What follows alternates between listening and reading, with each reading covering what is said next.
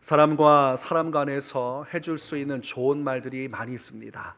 그 말들 중에서 가장 좋게 들리는 것은 복 받으라는 이야기입니다. 이 말을 들을 때 사람들은 저마다 기뻐합니다. 복 받는 것 싫어하는 사람 없습니다. 날마다 어떻게 하면 많은 복을 받을 수 있을까 생각하는 것이 사람이기 때문입니다. 그래서 우리나라도 과거 조상 때 꼭두 새벽부터 우물로 나가서 맑은 물인 정화수를 가지고 천지 신명을 향해서 복받기를 소원하는 일들이 많았습니다. 그리고 오늘날도 제사를 지내면서 조상들을 섬기며 그 안에서 어떻게 하면 조상으로부터 복을 받을 수 있을까 생각하는 그런 신앙적인 것을 가지고 있는 것들이 있습니다. 그것은 사람들 마음속에 있는 깊이 있는 원초적인 복을 향한 갈망이 있는 것입니다. 지금의 삶보다 더 나은 삶을 꿈꾸고 한평생 살면서 어떻게 하면 더 행복하고 어떻게 하면 더 많은 기쁨을 누릴 수 있을까? 복받는 것이야말로 가장 큰 기쁨이 될 것이라고 확신하기 때문입니다.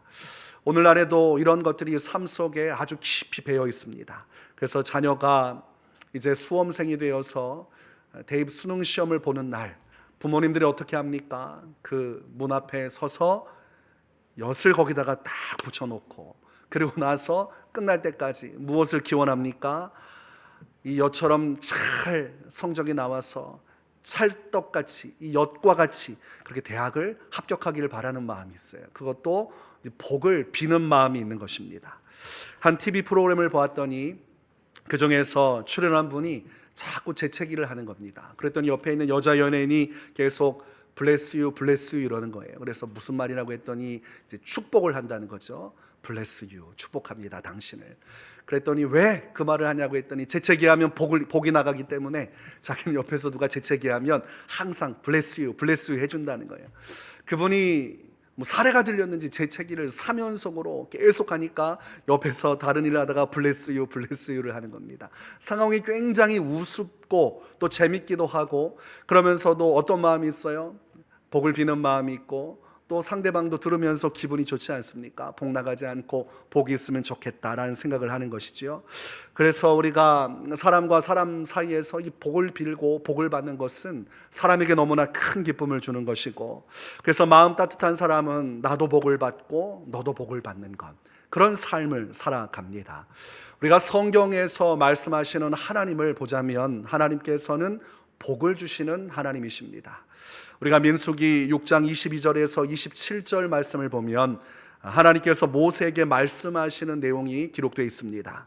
여호와께서 모세에게 말씀하여 이르시되 아론과 그의 아들들에게 말하여 이르기를 너희는 이스라엘 자손을 위하여 이렇게 축복하여 이르되 여호와는 내게 복을 주시고 너를 지키시기를 원하며 여호와는 그의 얼굴을 내게 비추사 은혜 베푸시기를 원하며 여호와는 그 얼굴을 내게로 향하여 드사 평강 주시기를 원하노라 할지니라 하라.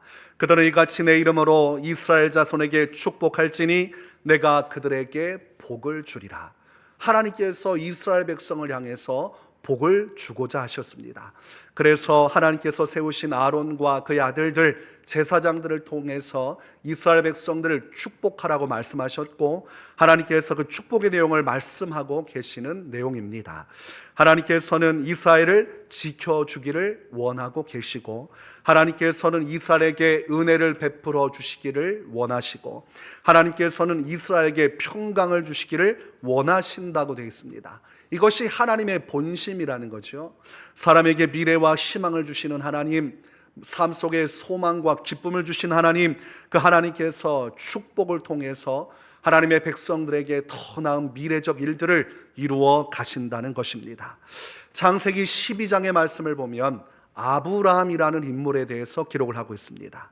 이 성경에서 기록하고 있는 아브라함이라는 인물은 성경에서는 믿음의 사람이라고 말씀하고 있습니다.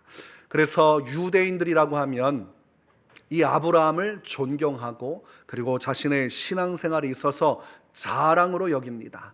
지금도 이스라엘로 가서 그곳에 있는 유대인들에게 누구를 존경하려고 하면 그 중에서 대다수는 아브라함을 이야기합니다. 아브라함이 믿음의 조상으로서 이런 사람이 자신의 조상이라는 것을 굉장히 자랑스럽게 여기는 것입니다. 이 아브라함은 하나님을 믿었고 하나님께서는 그 믿음을 의롭게 여기시고 아브라함에게 복을 주셨습니다. 그래서 아브라함은 믿음의 사람이면서도 하나님의 복을 받은 대표적인 사람입니다. 그래서 복을 이야기한다고 하면 아브라함을 떠올리게 되는 것입니다. 하나님께서는 창세기 12장 1절에서 3절에 아브라함에게 말씀하십니다. 여호와께서 아브라함에게 이르시되 너는 너의 고향과 친척과 아버지의 집을 떠나 내가 네게 보여줄 땅으로 가라. 내가 너로 큰 민족을 이루고 내가 너로 내게 복을 주어 내 이름을 창대하게 하리니 너는 복이 될지라. 너를 축복하는 자에게는 내가 복을 내리고 너를 저주하는 자에게는 내가 저주하리니 땅의 모든 족속이 너로 말미암아 복을 얻을 것이라 하신지라 라고 되어 있습니다. 하나님께서 아브라함에게 복을 주시겠다고 말씀하고 계세요. 하나님께서 지금 살고 있는 너의 고향집을 떠나서 너가 익숙한 이 모든 것을 버리고 친척과 아버지에 관련된 것을 다 버리고 믿음을 따라 내가 지시할 땅으로 간다면 너는 그곳에서 나의 복을 받을 것이고 너뿐만이 아니라 너의 자손들 또한 너로 인하여 복을 받게 될 것을 말씀하셨습니다. 아브라함 한 사람에게만 주어지는 복이 아니라 그의 믿음을 통해서 아브라함과 그의 자손들 모두에게 복이 주어진다고 했으니 얼마나 큰 약속입니까? 개인 한 사람에게 주시는 복도 감사하지만 그의 자손 대대로 이런 복을 받는다고 하면 이 복은 굉장히 대단한 것입니다. 그래서 자신이 살고 있던 정착지를 떠나서 아브라함은 낯선 곳으로 갑니다. 생소한 곳으로 가요. 익숙하지 않은 곳, 오직 자신이 원하는 계획을 따라가지 않고 하나님의 말씀을 따라 믿음으로 그 길을 걸어가게 됩니다. 그리고 하나님께서는 이런 아브라함의 믿음을 보셨어요. 하나님을 신뢰함으로 자신의 모든 것을 버리고 하나님의 말씀에 순종하는 그 믿음을 하나님께서 기뻐하셨습니다. 그래서 아브라함을 의롭게 여기시고 기뻐하사 그에게 복을 베풀어 주셨고 너는 복이 될지라 라고 하신 말씀이 아브라함에게 성취가 되고 아브라함의 자손들에게도 성취가 되었습니다. 그런데 하나님께서 아브라함에게 놀라운 복을 주신 것 중에 하나가 거부가 되게 하신 것이었습니다.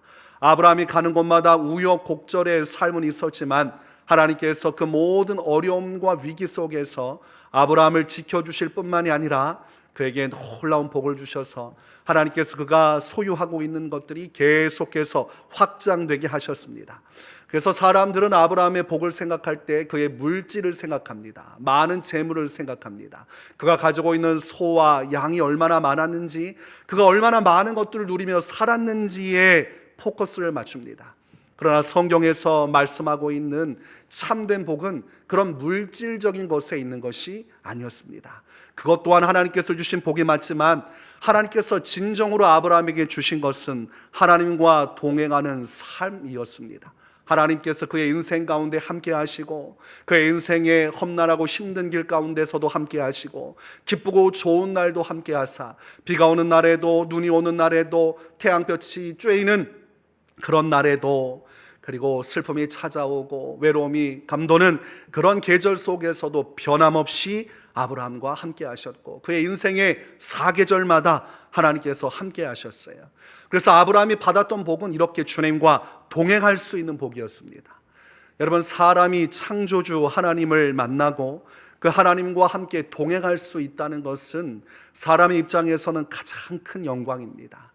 모든 만물을 창조하시고 모든 삶과 죽음을 관장하시고 사람의 구원과 생명의 일들과 그의 미래와 영혼을 주관하시는 하나님, 그 하나님의 사랑을 받고 그 하나님을 사랑하고 그 하나님의 사랑 안에 거해서 평생을 주님과 함께 살아갈 수 있다는 것, 그것이 아브라함에게 주신 진정한 축복이고 복이었다고 할 수가 있겠습니다.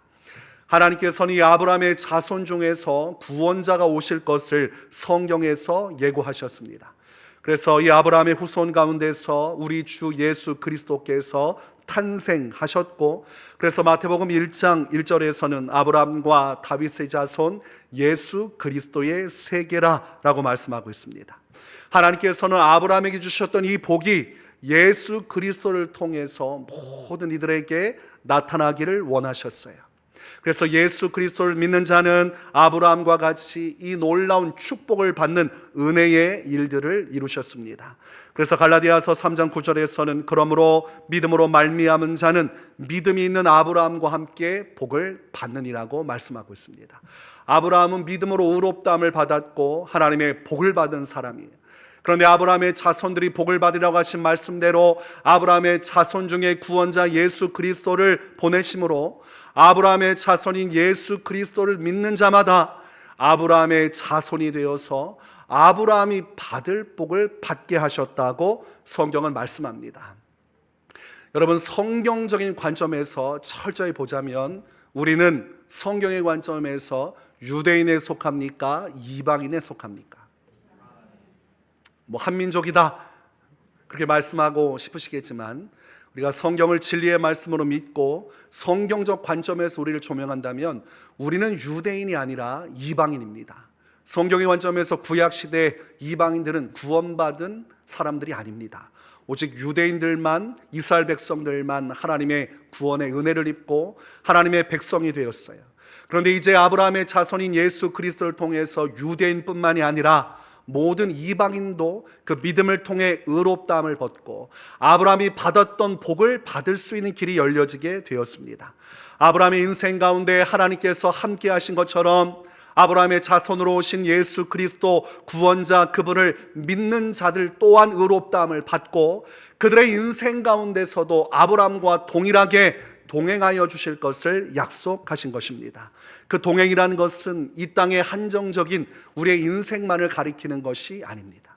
그 동행이라는 것은 이 땅의 육신적인 삶을 넘어서서 죽음 이후의 영원한 하나님 나라, 영원한 세계까지 이르는 약속이었습니다.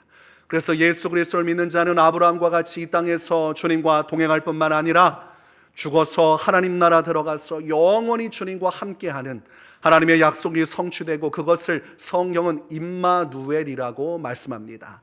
예수 그리스도의 이름을 성경에는 다른 측면에서 임마누엘이라 하리라고 말씀합니다. 하나님께서 우리와 함께 계시다는 뜻입니다. 그러므로 예수를 믿는 자들의 인생 가운데 하나님께서는 임마누엘의 복으로 함께 계시고 이 땅에서도 영원히 그리고 하나님 나라 가서도 영원히 모든 것을 영원한 하나님의 임마누엘의 약속 안에 우리를 복되게 하시는 것입니다.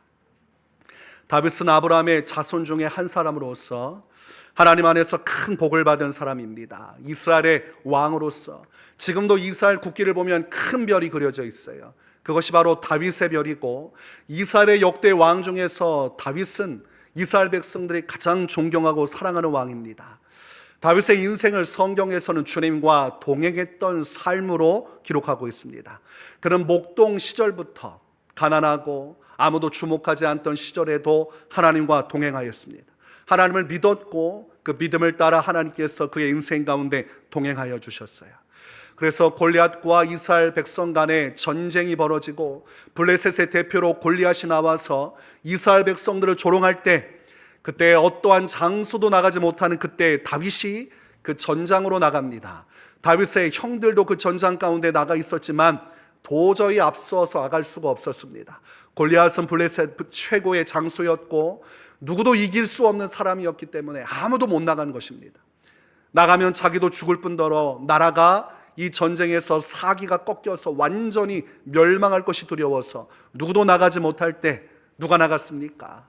다윗이 나갔습니다. 성경 말씀에는 칼과 창이 아닌 만군의 주 여호와의 이름으로 나간다고 했고 그 다윗이 나갈 때 물맷돌 들고 나갔어요. 물매에 돌 하나 가지고 나갔습니다. 갑옷도 없었고 칼도 없었고 창도 없었고 그냥 돌 한 번 던질 그 분량만 가지고 나갔어요.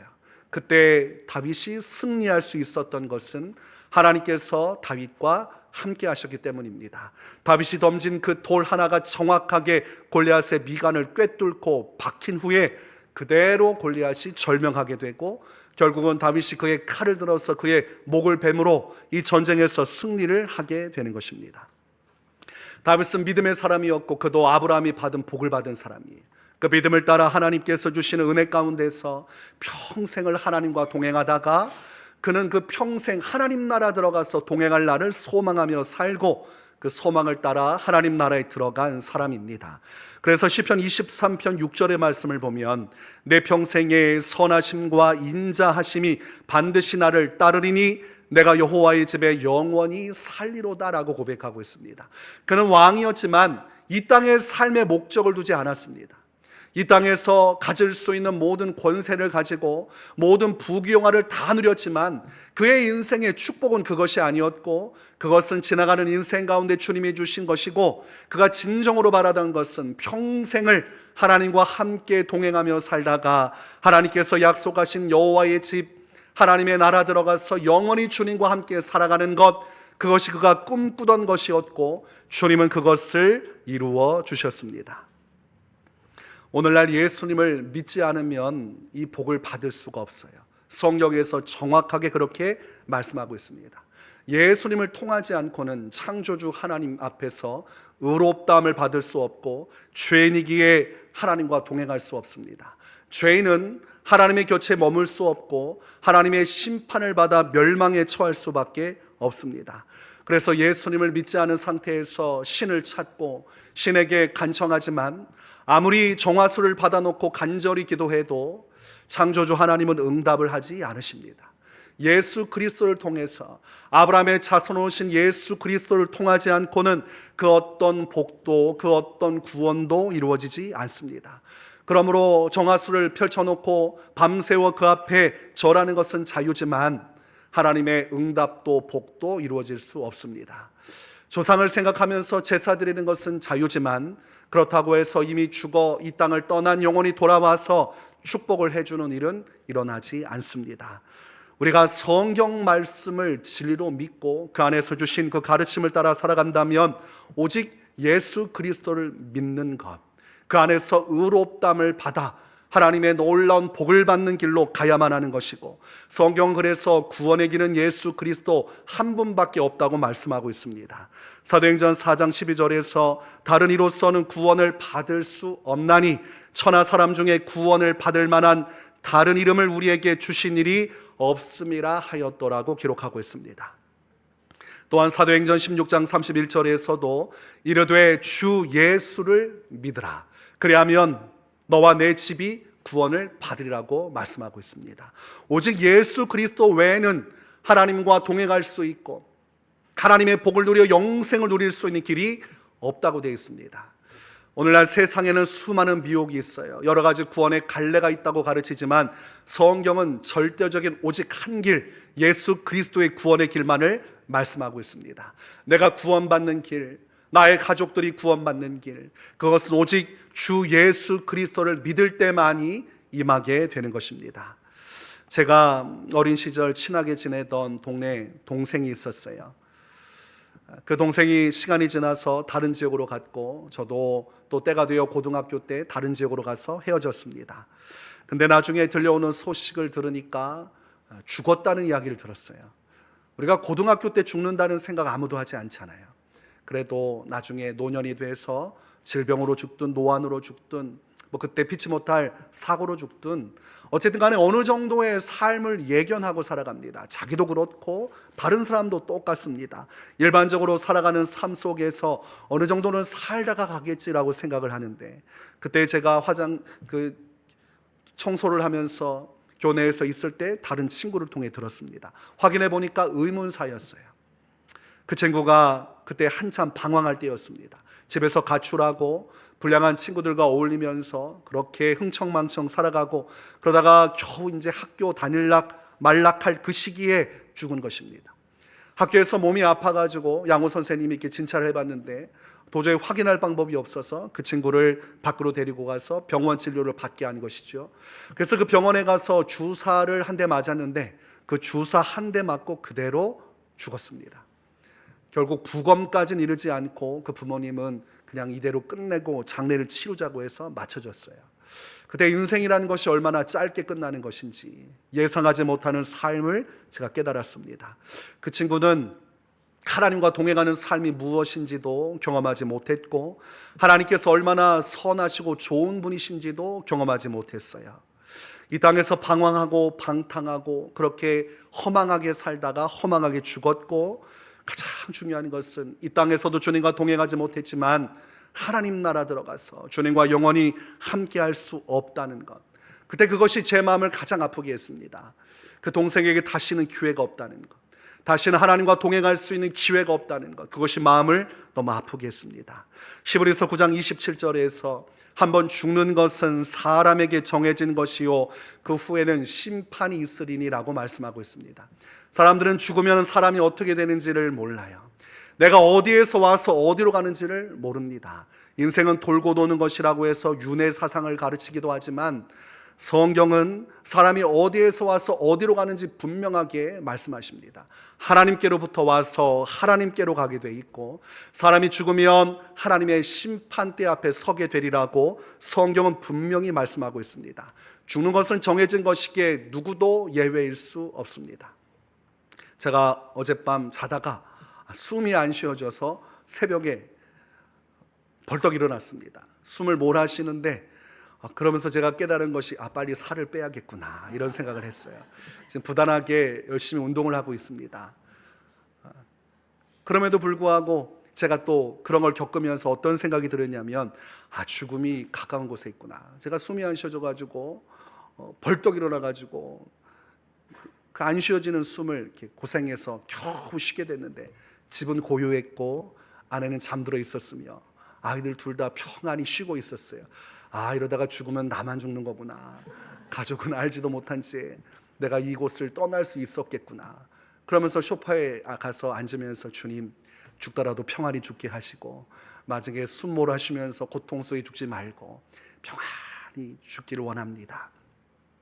죽음은 찾아올 것입니다. 여러분도 얼마 남지 않았어요. 이곳에 또 연배가 높으시고 연세가 있는 분들에겐 죄송하지만 저는 제 죽음을 80에서 90으로 보고 최대치로 전 90 정도로 생각을 하고 있습니다. 생각해 보니까 얼마 안 남은 거예요. 죄송합니다. 제가 이런 설교할 나이는 아니지만 그러나 진리 앞에서 우리가 객관화시킬 필요가 있어요. 얼마 남지 않았어요.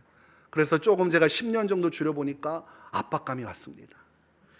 시간이라는 것이 순식간에 지나가고, 어렸을 때 아버지와 가족들이 사진을 찍은 사진이 있습니다. 그 당시에 아버지가 굉장히 나이가 많으신 줄 알았더니 저보다 나이가 어릴 때 찍은 그 사진이 머릿속에 이렇게 기억나는 거예요. 어느덧 제가 어린 시절에 아버지보다 더 나이 많은 사람이 됐고, 그리고 이제 곧 부모님의 뒤를 따라 노년의 때가 오고 또 하나님 나라 갈 때가 올 것을 보면서 심판의 때가 멀지 않았다는 생각을 하게 되는 것이죠. 여러분들은 이 땅에서 죽을 날이 아주 오래라고 생각하지만 얼마 안 남았습니다.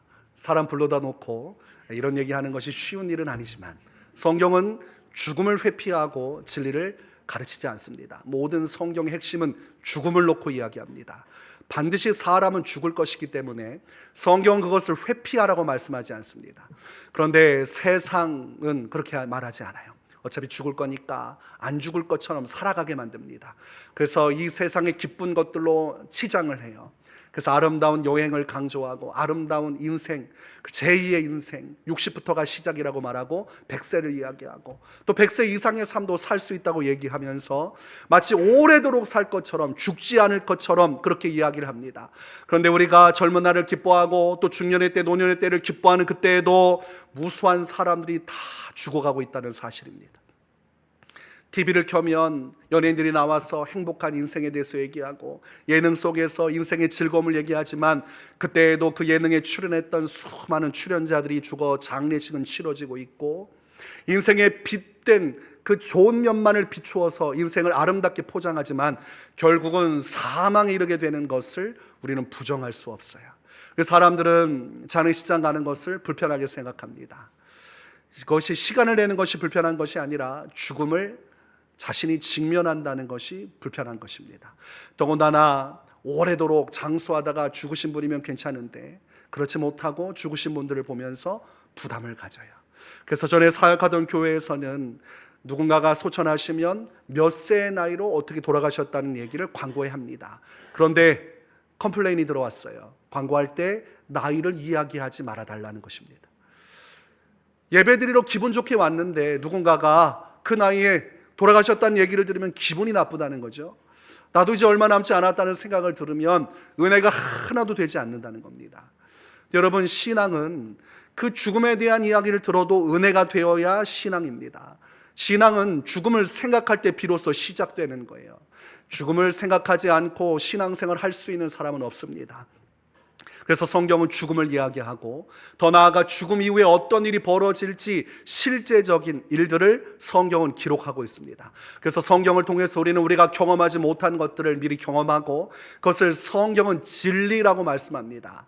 내가 경험하지 못했어도 반드시 이루어질 일, 내가 경험하지 못했어도 지금 우주 만물이 존재하고 하늘의 별과 달 그리고 헤아릴 수 없는 엄청난 은하계가 존재하듯이 우리가 안 가봤다고 해서 없는 것입니까?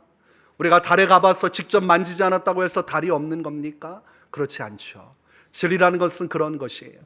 하나님의 말씀도 마찬가지입니다. 내가 죽어서 지옥 가보지 않고 천국 가보지 않아도 진리라는 것은 내가 부정하든 부정하지 않든 존재하는 것입니다. 사망이란 것도 내가 죽지 않는다고 해서 죽지 않는 것이 아니에요. 하나님께서 한 번 죽는다고 말씀하셨으니 사람은 다 죽게 되어 있습니다. 그리고 성경은 죽음 다음에 심판이 있고 누군가는 하나님 나라 들어가 천국에 가지만 누군가는 심판받아 불못에 들어간다고 말씀하고 있습니다. 요한계시록 20장 13절에서 15절에 바다가 그 가운데에서 죽은 자들을 내주고 또 사망과 음부도 그 가운데서 죽은 자들을 내주매 각 사람이 자기의 행위대로 심판을 받고 사망과 음부도 불못에 던져지니 이것은 둘째 사망 곧 불못이라. 누구든지 생명책에 기록되지 못한 자는 불못에 던져지더라 라고 되어 있습니다. 그날의 광경을 기록을 하고 있습니다. 그날의 예수 그리스도를 믿지 않은 자들은 하나님의 생명책에 이름이 없기 때문에 하나님 앞에 심판받아서 그 죄로 말미암아 지옥으로 던져질 것을 말씀하고 있습니다. 그래서 예수님께서는 이 지옥에 대해서 이미 경고를 해주셨습니다. 마가복음 9장 47절에서 49절에 만일 내 눈이 너를 범죄하게 하거든 빼버리라. 한 눈으로 하나님의 나라에 들어가는 것이 두 눈을 가지고 지옥에 던져지는 것보다 나으니라. 거기에서는 구더기도 죽지 않고 불도 꺼지지 아니하느니라. 사람마다 불로써 소금 치듯함을 받으리라. 그날이 되면 지옥 가는 사람들은 지옥에 갈 것을 말씀하고 있습니다. 지옥이 없다고 부정했고 한평생 내가 원하는 인생 행복하게 살면 죽으면 그뿐이라고 생각해서 죽었는데 죽고 나니까 내가 확신하고 내가 절대로 아니라고 했던 지옥의 길이 열려지고 그곳에 들어가서 영원토록 소금치듯 소금에 절여지듯 영원한 불 가운데서 고통받게 될 것을 말씀하고 있습니다. 우리가 교회에서 또 함께 신앙생활하는 성도들과 함께 있지만 이 지옥이란 주제는 선뜻 이야기하기가 부담스러운 주제입니다. 제가 지옥에 대해서 얘기하면서 카타르시스를 느낀다고 생각한다면 여러분 착각입니다. 듣는 사람이나 말하는 사람이나 지옥은 불편한 사실입니다. 그러나 불편하다고 해서 덮어둘 수는 없어요. 제가 과거에 작은 전셋집에서 지냈어요. 교회에서 부목사로 사역한다고 하니까 교회 근처에 집을 마련해 줬습니다. 근데 그 집에 한 가지 문제가 있었어요. 가만히 있다 보면 부글부글 소리가 나요. 그러면 화장실에서 소리가 나는 거죠. 그러면 화장실 그 변기가 있지 않습니까? 거기서 기포가 올라오면서 울컥울컥 하면서 오물들이 솟구쳐 솟아오르는 겁니다. 역류현상이라고 하죠. 그래서 가보면 오물이 바닥에 흥건해요. 죄송합니다. 식사하셔야 되는데. 그러면 그것을 보고서 제가 어떻게 했냐면 겉을 씻고 그 안에는 그냥 덮어버려요. 그리고 나서 울컥울컥하면 그냥 놔둡니다. 덮어두면 괜찮죠? 없는 것처럼 느껴지고 그냥 모른 척하고 지내면 살만합니다. 그런데 마음속에는 알고 있는 거예요. 저거 뚜껑 열면 저 안에 얼마나 많은 더러운 것들이 있는지. 근데 언제까지 그걸 덮어두고 살 수는 없잖아요. 악취가 올라오기 시작을 하고. 그런데 그걸 열어서 대면하자고 하니 그건 또 싫은 거예요. 언제 이거를 또 정리하고 언제 또 사람을 불러서 고치고 그냥 덮어두고 살자 이런 마음이 들지만 여러분 그렇게 사는 것이 맞습니까? 나중에는 화장실 문을 잠그고 테이프로 봉인해 놓고 그냥 밖에서 볼일 보면서 아무 일도 없었다는 듯이 살면 되는 겁니까? 그렇게 내가 믿고 확신하면 그것이 진리고 내 인생은 아름다운 것입니까? 이 지옥이라는 것도 똑같은 거예요. 사람들이 그냥 닫아놓고 묶어놓고 봉쇄해버리고 없는 척하고 살면 없다고 생각하지만 그렇게 되는 문제가 아닙니다. 성경은 지속적으로 하나님의 심판과 지옥의 길들을 얘기하고 있고 교회에서 아무리 설교자가 부담스러워서 이것을 가려둔다고 해도 가리워질 수가 없는 것입니다. 가릴 수 없다면 드러내어 놓고 깨끗이 청소하고 다시는 그런 일이 일어나지 않도록 한시바삐 결단하고 정리하는 것이 필요합니다. 지옥 가던 길에서 돌이켜 이제는 생명을 얻고 영생을 얻는 길로 가는 것만이 가장 빠른 방법이에요. 가장 빨리 결단할수록 그 피해가 적을 수밖에 없습니다. 지금 즉시 예수 그리스도를 믿음으로 말미암아 이제는 영원한 지옥의 형벌이 아니라 이 땅에서 좋으신 하나님, 선하신 하나님, 나를 사랑하시고 나의 인생 가운데 동행하사 아브라함의 모든 우여곡절 인생을 돌보아 주시고 환난 가운데서 건져주사 축복하신 주님, 그 주님과 동행하며 살다가 죽어서 하나님 나라 들어가서 그곳에서 하나님의 영광을 배우며 주님과 함께 영원히 살 수 있는 길이 있다면 우리는 지금 즉시 그 길로 가는 것이 가장 지혜로운 것이라 할 수 있겠습니다. 여러분, 예수님을 믿는다는 것은 예수님께서 나의 죄를 위해서 십자가에서 죽으셨다는 사실을 받아들이는 것입니다. 내가 죄인이고 이 죄로 말미암아 영원한 지옥에 갈 수밖에 없던 자지만 나의 죄 문제를 해결하기 위해서 예수님께서 십자가에서 나의 죄 대신에 죽었다는 사실을 받아들이는 것입니다. 그리고 받아들인 이후에 그것이 그냥 그렇구나로 끝나는 것이 아니라 그 십자가 앞에 나아가 나의 죄를 회개하고 죄된 삶으로부터 이제는 하나님의 말씀으로 돌아와 하나님과 동행하는 길로 나갈 때 그것이 성경이 말씀하는 믿음이라고 할 수 있겠습니다. 그래서 오늘 예수님을 믿는 것은 그 십자가 보혈을 믿고 의지하는 것이고 그 보혈을 통하여 하나님 앞에 회개하고 이제는 아브라함처럼 평생 하나님의 말씀을 따라 순종하며 살아가겠노라 고백하고 그 길을 걸어갈 때 아브라함이 그 믿음을 통해 의롭다함을 받은 것처럼 우리도 하나님 앞에 의롭다함을 받고 우리 인생도 아브라함과 같은 복을 받는 인생을 살게 되는 것입니다. 요한복음 1장 12절 13절에서 말씀합니다. 영접하는 자 곧 그 이름을 믿는 자들에게는 하나님의 자녀가 되는 권세를 주셨으니 이는 혈통으로나 육정으로나 사람의 뜻으로 나지 아니하고 오직 하나님께로부터 난 자들이니라. 믿을 자는 믿을 것이고 구원받을 자는 구원받을 것인데 그것이 사람에 의해서 잠시 잠깐 이루어지는 것이 아니라 하나님의 놀라우신 구원의 손길 가운데서 영적 차원의 은혜를 통해 사람이 거듭나고 생명을 얻고 하나님의 자녀가 되고 축복을 받는다고 되어 있습니다. 오늘 이 시간 저는 여러분이 아브라함의 복을 받는 자가 되시기를 바랍니다. 오직 예수 그리스도 외에는 구원이 없다는 이 말씀을 그대로 받아들이고 이제 오늘부터 여러분의 죄 문제 십자가 앞에 나아가 회개하고 오늘부터 아브라함처럼 내 갈 길을 알지 못하지만 하나님의 말씀을 따라 예수님의 말씀을 따라 순종하며 나아갈 때 우리 인생의 방황은 끝이 나고 영혼의 고통과 괴로움은 끝이 나고 하나님께서 우리와 이제 영원히 함께하여 주시는 것입니다. 마태복음 11장 28절에서 30절에 말씀합니다. 수고하고 무거운 짐진 자들아 다 내게로 오라. 내가 너희를 쉬게 하리라. 나는 마음이 온유하고 겸손하니 나의 멍에를 메고 내게 배우라. 그리하면 너희 마음이 쉼을 얻으리니 이는 내 멍에는 쉽고 내 짐은 가벼움이라 하시니라. 저는 목회자의 자녀로 태어났습니다. 신앙생활하면서 예수님을 온전히 만난 적은 없어요. 그러나 예수 그리스도에 대한 생각을 항상 가졌습니다. 천국에 대해서도 생각하고 지옥에 대해서도 생각하고 그러나 현실을 살아갈 때 그것이 무의미하게 느껴졌습니다. 정말 천국이 있을까? 정말 지옥이 있을까? 그러던 중에 고등학교 때 연단 받으면서 영적인 세계를 경험하고 그리고 영적 세계 속에서 살아계신 하나님을 대면하게 됐어요. 진리를 들었으나 받아들이지 못했던 나의 삶에 그 진리를 받아들이게 되면서부터 하나님께서 얼마나 좋으신 분인지 선하신 분인지 그분이 얼마나 나를 사랑하시고 나의 삶을 지금 이끌어 가시는지를 깊이 깨달을 수가 있었습니다. 무엇보다도 제 인생 가운데 가장 좋았던 것은 평안이었습니다.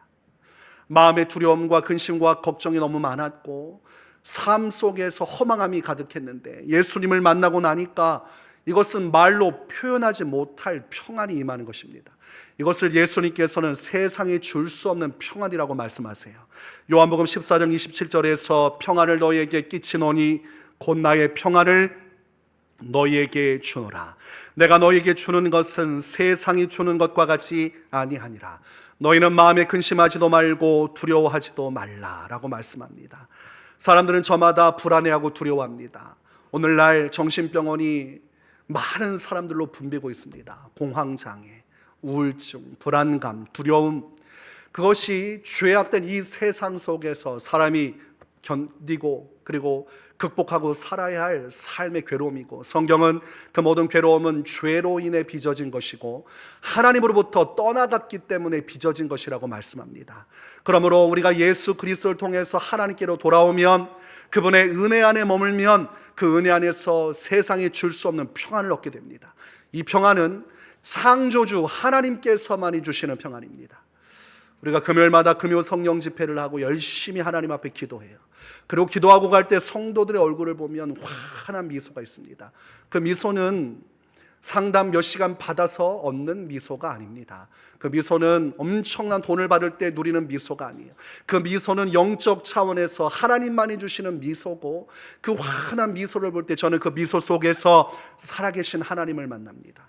하나님은 살아계시고 오늘날 주님을 믿고 의지하고 찾는 자들에게 찾아오셔서 그 마음을 위로하시고 세상이 줄 수 없는 평안을 주시는구나.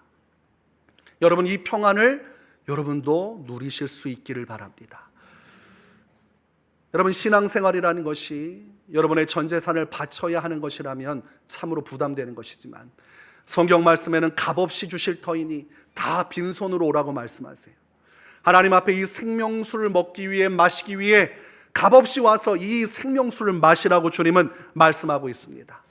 오늘 이 시간이 여러분 인생의 마지막 기회일 수 있습니다. 이것은 협박이나 아니면 여러분에게 가스라이팅을 하는 것이 아니라 인생이 그렇습니다. 이 시간이 여러분이 구원받을 수 있는 마지막 기회일 수 있습니다.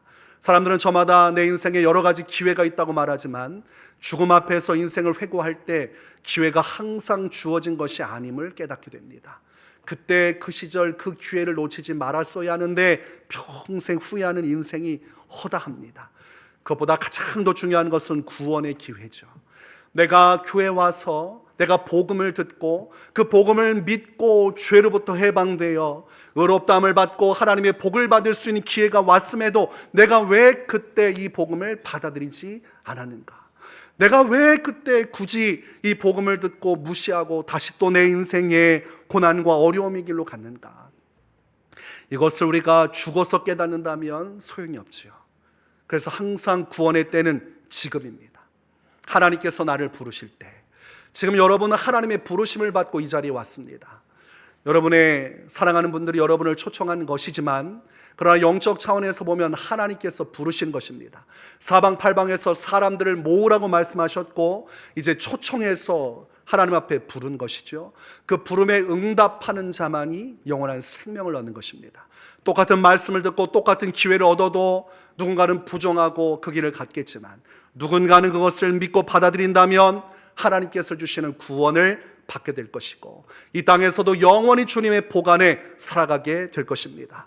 고린도후서 6장 2절에서 이르시되 내가 은혜 베풀 때에 너에게 듣고 구원의 날에 너를 도왔다 하셨으니 보라 지금은 은혜 받을 만한 때요, 보라 지금은 구원의 날이로다. 지금 여러분이 구원받을 날이 찾아왔습니다. 지금 여러분이 은혜 받을 날이 찾아왔습니다. 알 수 없는 내 인생 언젠가라고 얘기하는 것은 화장실 오물을 덮어두는 것입니다. 언젠가 큰 화가 닥칠 것이고 감당하지 못할 것이에요. 여러분, 위례세움교회는 좋은 교회입니다. 그래서 여러분을 초청하는 것이에요. 말씀, 찬양, 기도 다 뜨겁고 좋습니다. 저희 교회는 한 가지가 부족해요. 여러분의 빈자리. 여러분의 빈자리. 여러분만 오시면 우리 교회는 이제 완전해지는 것입니다. 이 시대에 이단 사이비가 너무나 많습니다. 그런 곳에 끌려가면 인생 망치고 영혼 망치고 가정 망치고 영원한 형벌과 지옥에 들어가요. 그래서 이 땅에서 정말 축복받은 것은 예수님 믿는 것이고, 또한 좋은 교회를 만나는 것입니다. 좋은 교회에 와서 진리의 말씀을 듣고 진리를 깨닫고 진리 안에서 주님을 만나고 주님과 동행하며 살다가 하나님 나라 들어가는 것이야말로 이 땅의 금은 보화보다 더 귀한 축복이고, 그 축복의 기회가 여러분에게 주어졌다는 사실입니다. 우리가 함께하는 예배를 1년에 2번 합니다. 그래서 1년에 2번 정도 하면 한 15명 정도 해서 30명 정도의 분들이 오세요. 그리고 그 중에서 한 분 정도가 신앙생활을 시작을 합니다. 지금 이곳에 계신 분들도 있습니다. 그 수많은 경쟁을 뚫고 오시는 것이죠. 노력한 거에 비해서 결과가 그렇게 많진 않지만 성경적 관점에서 보면 한 영혼이 천하보다 귀하기 때문에 그 측면에서 보면 그 한 명을 위해서라도 우리는 365일 함께하는 예배를 할 수 있는 것이죠. 오늘 이곳에 오신 분들 중에 누가 그 한 분이 되시렵니까? 여러분 모두가 다 예수님 믿으시기 바랍니다. 우리가 예수 그리스도를 마음으로 영접하면 성경에서는 예수님께서 찾아오신다고 되어 있습니다. 무당이 귀신을 부르면 귀신이 찾아옵니다. 영적 현상은 그렇습니다. 귀신을 가까이 하면 귀신이 반드시 찾아옵니다. 그래서 진짜 신내림 받은 무당은 귀신을 부르고 귀신이 찾아옵니다. 그리고 영적 차원에서 우리가 하나님을 모시고 하나님을 부르면, 성령을 초청하고 성령을 모시면, 예수님을 초청하면 하나님께서, 성령께서, 예수님께서 우리 안에 찾아오십니다.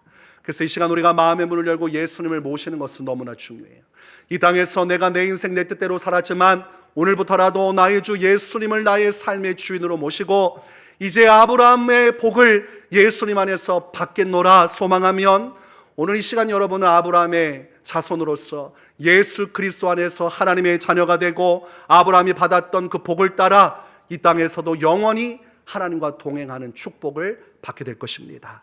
요한계시록 3장 20절에서 볼지어다 내가 문 밖에 서서 두드리노니 누구든지 내 음성을 듣고 문을 열면 내가 그에게로 들어가 그와 더불어 먹고 그는 나와 더불어 먹으리라고 되어 있어요. 예수님께서 마음을 놓고 하십니다. 장차 이루어질 진노와 하나님의 심판의 날이 가까운 이때 지금 여러분을 부르시고 여러분의 심령을 놓고 하십니다. 이 문은 예수님께서 여시는 것이 아닙니다. 이 문은 내가 여는 것입니다. 내가 마음의 문을 활짝 열고 내가 하나님께서 나와 함께 하시는 이 놀라운 영원한 복을 받기 원할 때 예수님께서 찾아오셔서 나의 구주가 되시고 이제로부터 영원히 우리의 삶을 주관해 주시는 것입니다. 이 시간 우리가 예수님을 초청할 수 있기를 바랍니다. 십자가에서 죽으시고 3일 만에 부활하사 하나님 나라 보좌 우편에 계신 예수님, 그 예수님께서 이 시간 내 안에 오셔서 나의 구주가 되시고 나의 소망이 되시는 그런 소망을 가지고 이 시간 다 함께 우리 영접 기도를 하면서 하나님께 나아가기를 원합니다. 잠시 눈을 감겠습니다. 그리고 제가 기도하는 것을 따라서 함께 이 시간 예수님을 초청하는 기도를 합니다. 따라서 기도하시면 되겠습니다. 사랑의 예수님, 이 시간 나의 마음의 문을 엽니다. 예수님, 지금까지 세상에서 방황하며 예수님과 무관한 삶을 살았습니다. 이 시간 마음의 문을 열고 예수님을 영접하오니 제 마음 가운데 들어오셔서 영원히 함께하여 주옵소서. 아브라함과 함께하신 하나님, 오늘날 저와 함께하여 주셔서 이 땅에서도 그리고 죽어 영원하신 하나님 나라에서도 주님과 동행하는 복을 받게 하여 주옵소서. 지금까지 예수님을 믿지 못하고 수많은 죄악 가운데 살았습니다. 예수님의 십자가 보혈로 죄를 사하여 주시고 깨끗게 하여 주옵소서.